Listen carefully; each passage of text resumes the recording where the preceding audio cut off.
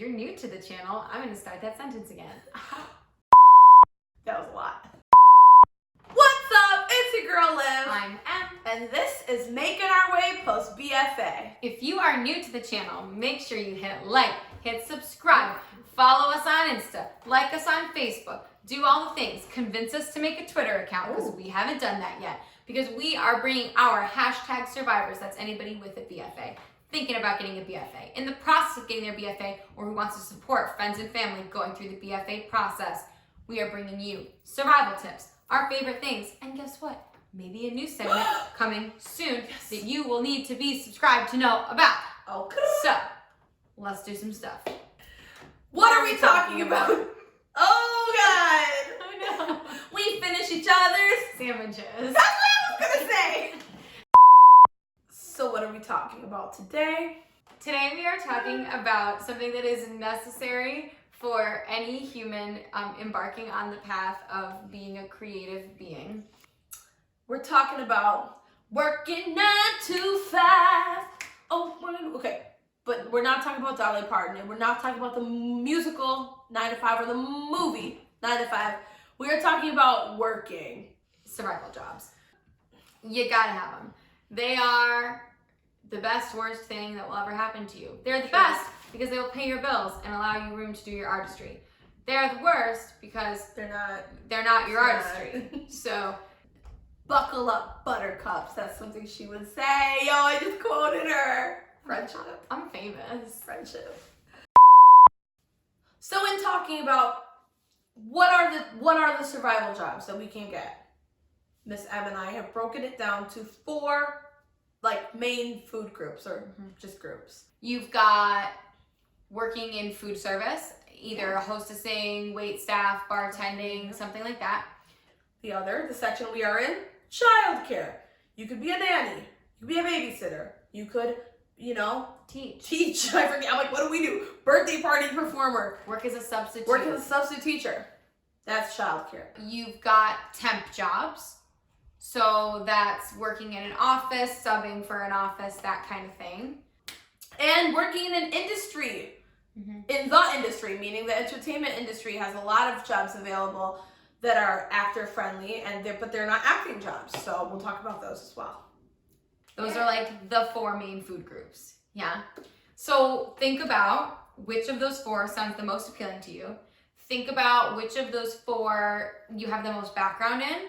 And those are like your little tasty testing guys. You want to know something funny that happened to me this evening, last night? I was asleep, right? And my stomach was growling so loudly that it woke me up. This is why I'm glad I was on the other side of the apartment. I couldn't deal with this nonsense. It was like at 3 o'clock in the morning.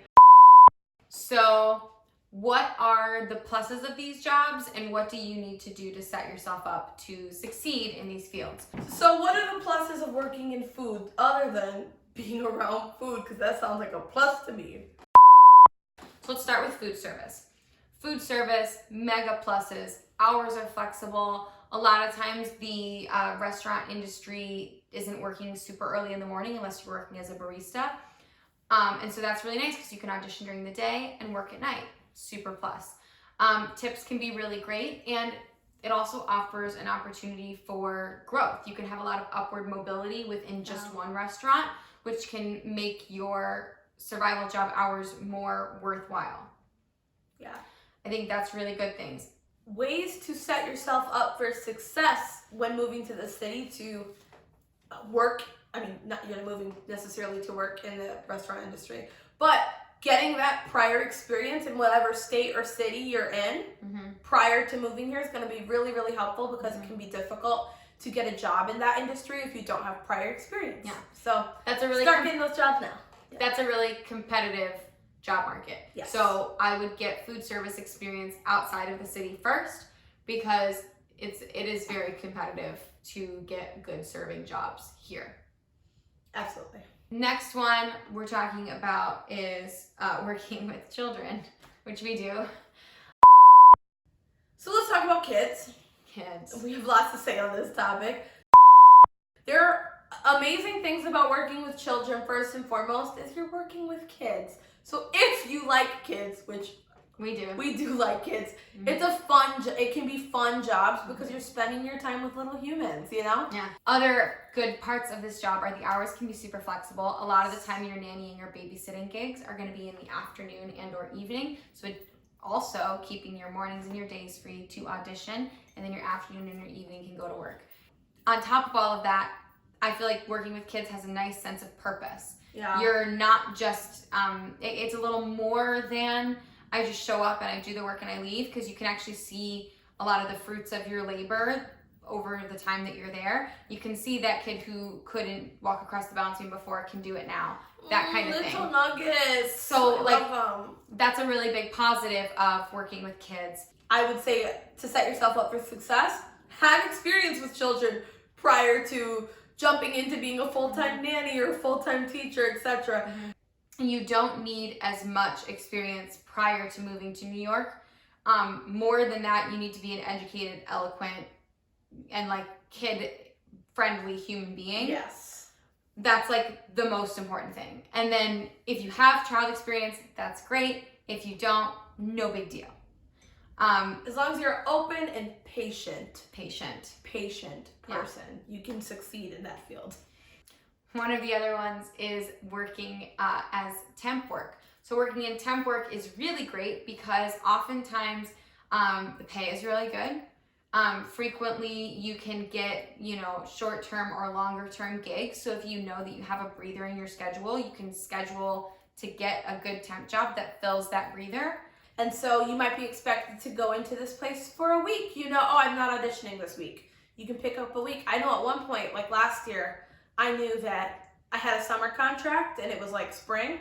So I worked for 3 months at an investment firm full-time, got to save some good money, and I got to like put to work, my experience with Outlook and, calendar management, travel arrangements, all of those things. And it's great because it can set you up for other administrative jobs in the future should you ever need to go into that. But any type of business thing, because theater is a business, so it's good to know those things. Additionally, I would say to set yourself up for success for temp work, you should be proficient in basically the entire Microsoft canon. So Excel, PowerPoint, Microsoft Outlook, just Word. Microsoft Word, all of them.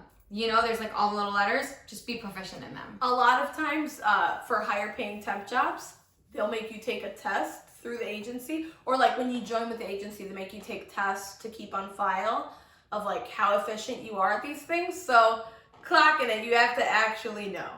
And last but certainly not least is industry related jobs. So these the perks of these jobs is they're in the industry.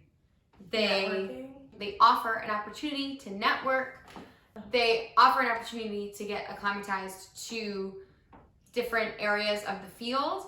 And that's a really good way for you to kind of dip your toe in the water of what that scene really feels like. And now you think, well, if that's so good, why doesn't everybody do it? Because there aren't as many positions, to be frank. You know what I mean? There's a handful of positions like that. So it's nice work if you can get it. Hey. So try and do that. Right, so setting yourself up for success in that field would be stuff like, be a good person, and when you first get here, be willing to work for free. Be willing to be that free PA on your friend's short film. Be willing to come in to help during a rehearsal day or for an event, and be willing to volunteer your time. Those little things add to your resume and also add to your connections. So that maybe the DP on that short film is working on another film and really liked working with you, and so they bring you along. Amen. And that next one is paid. So, be the person that everybody wants to work with, and at the beginning you should definitely be willing to work for free just to get some experience on your resume. You guys, episode 21 is done. Shots. It's our 21st birthday, y'all. I know. And we are going crazy. Just turned 21. It's a party we are not going to remember in the morning. But TBH, will we remember shooting this vlog tomorrow? Who knows for sure? Not us. Not us at all. Thank you so very much for watching. This has been Making Our Way post B.F.A. I'm Em. And I'm Liv. Make sure that you've hit like and hit subscribe because you don't even know what's coming to you. I don't know. She doesn't know. The phone doesn't know. That lamp over there doesn't know. Nobody knows. Nobody knows. So you need to subscribe so you'll know when the time is to know. Be in the know. Hippity hop, skippity wop, fleetle bop. We'll see you next time. Great. That's it, right? We both did it twice? Oh, I have to get up. Damn it. Oh.